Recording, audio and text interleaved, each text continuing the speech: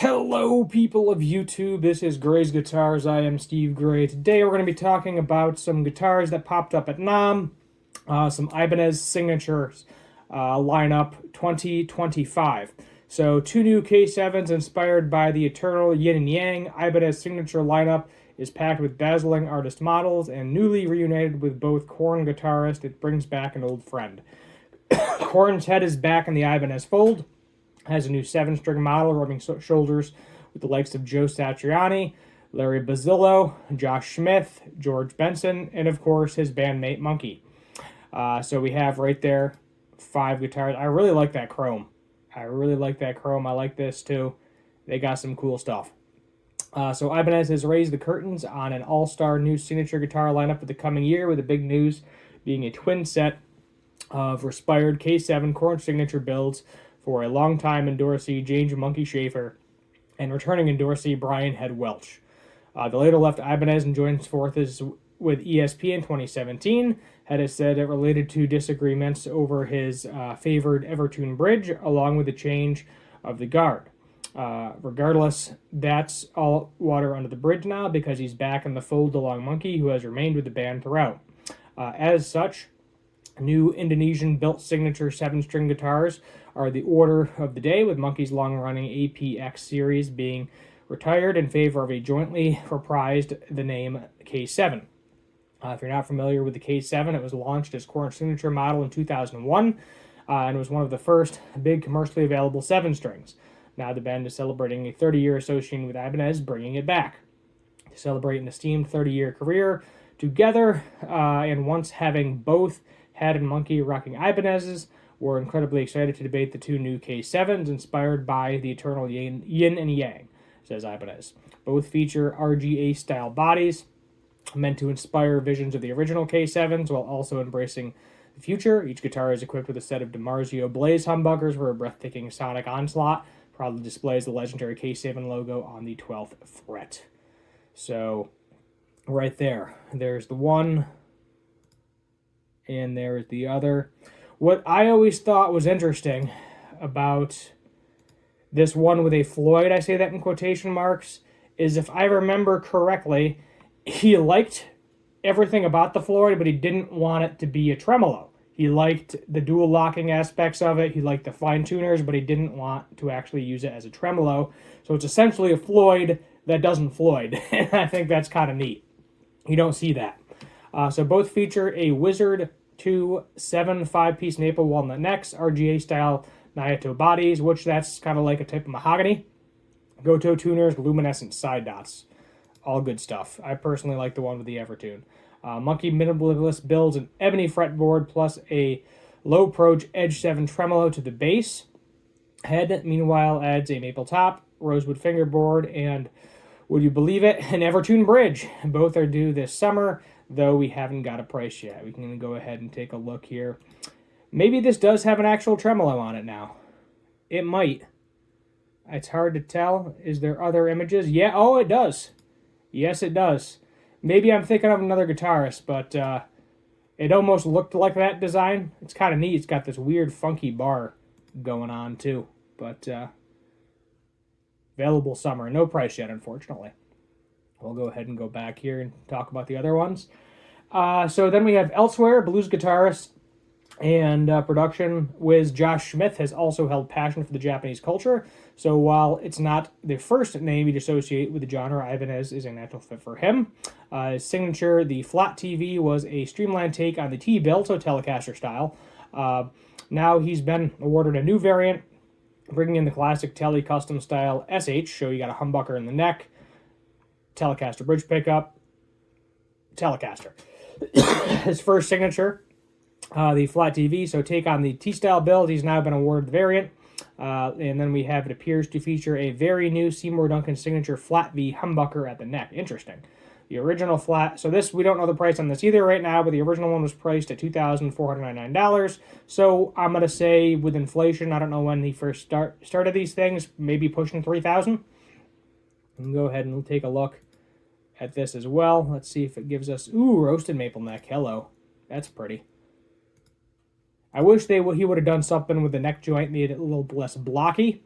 but pretty cool here. Ash body, rosewood ivory dots, 21 frets, Goto bridge, Seymour Duncan flat 5 in the neck and the bridge. So you got, which is pretty neat. Bone nut, yeah, all delightful specs. Three-way selector, yeah. I mean, you're good. You're good with this. Like, go buy it. It's a cool guitar. All right, so Larry Basilio is also working on some big things for 2025. And coming this summer, there's also a classic new black finish of the LB1 Signature, which really makes the gold hardware pop. The build is priced somewhere around $2,700. Coolest signatures of recent years comes with the killer HSS combo, Seymour Duncan signature pickups. And if you can think of a demo clip for a refinish and somewhat unnecessary, well, you've not heard Basilio's playing on this one. So there's the Basilio right there. Ooh, I like the violet. Ibanez is about to take all my money. I'm not a big tremolo guy, but something about that violet is just doing the trick for me. I'm going to be honest with you. I like that. Ooh, yep. They even went with the nice little back swoopity-woopity that I like with the bolt-on necks. Stainless steel frets. Oh, my God. Seymour Duncan. Yeah, go buy this. Just don't even think about it. If you like Telecasters, this thing is pretty. For $2,700, that is a nice guitar. And then we have the chromed out Joe Satriani as well. This one I can't afford, unfortunately. He had a busy 2024 taking on the Van Halen guitar duties, Best of All Awards tour, and releasing music in a double-headed with Steve Vai. They're back on the road this year with Satch is going to need something spangly. Hence the dazzling JS1 GD, which has a gold gloss body, satin gold top along DiMarzio, Satch 8 humbuckers, Sustainiac neck pickup for $6,000. And my God, I want that too. I've always wanted, like, the first time I ever saw a chromed out guitar like this, gold chrome, that's what I call it. I was like, yeah, give me that. Give me that thing right now. And this thing is just going to be a fingerprint magnet. I can tell you right now. It looks really, really cool. Fingerprint magnet. So last, by no means, the almighty George Benson has a beautiful new black variant on the GB10 Signature, somewhere around $3,600. Specs otherwise remain unchanged, but sometimes that's a good thing. So let's check out these signatures. So we kind of looked at these two already. We looked at this one. We looked at these guys. Yep. We'll go ahead and take a look. Oh, you have some different colors. Okay. So we have a brown sunburst, a natural. Yeah, the black's doing it for me. I'm going to be honest with you. The black, I feel like I like just one of these big jazz box guitars, black semi-hollow. You got the mini humbuckers, mother of pearl everywhere, gold everywhere. It just looks classy and nice. We get some specs here. So 3-piece maple set and neck, spruce top, maple back, maple sides. Ebony fretboard, you got the acrylic abalone blocks, medium frets, 22 ebony bridge, GB10 tailpiece, you got a GP special humbucker in the bridge and neck, Diodario's on there, bone. Oh, that's interesting. Actually, can we get a better image of that? Half bone, half brass. That's definitely interesting how they have that all set out there. But really cool guitar. Overall, $3,600, a little pricey. Definitely a little pricey on there. The most expensive being Joe Satriani, because, I mean, if you're chroming out a gold guitar, the thing's got to be perfect, because if you mess up the finish in any way, shape, or form, chrome is very unforgiving. You will see the mess everywhere. Moving up here, right here with the Josh Smith, I would argue that's basically just a glorified Telecaster. So it's got some nice specs. It's a nice guitar, but I feel like there's really nothing majorly standing out there. Then we got the K7s. You have an Evertune K7. Looks really nice, all dressed up in gold.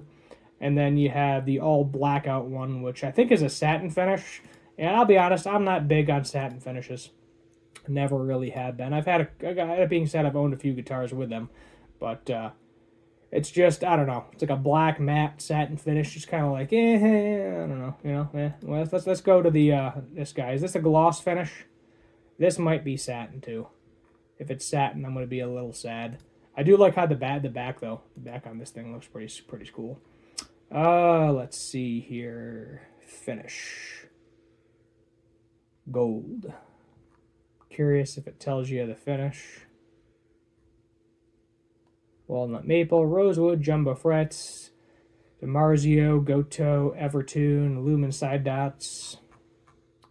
I don't know. This one is not looking shiny to me. So I would not be, just based on the way the back looks, I would say the top of this is probably also satin, which cool looking 7-string, but really nice neck joint there. Got the nice belly cut and everything, but not my forte, unfortunately.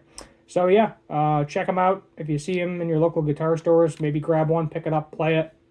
I would say any of these are perfectly fine to buy. I rarely have complaints about Ibanez unless they are super cheap. But yeah, there it is. There you have it. Some Ibanez signature guitars for the 2025 NAMM. Hit that subscribe button, turn on that notification bell, leave a like, share, comment, all that fun stuff. And until next time, have a good one.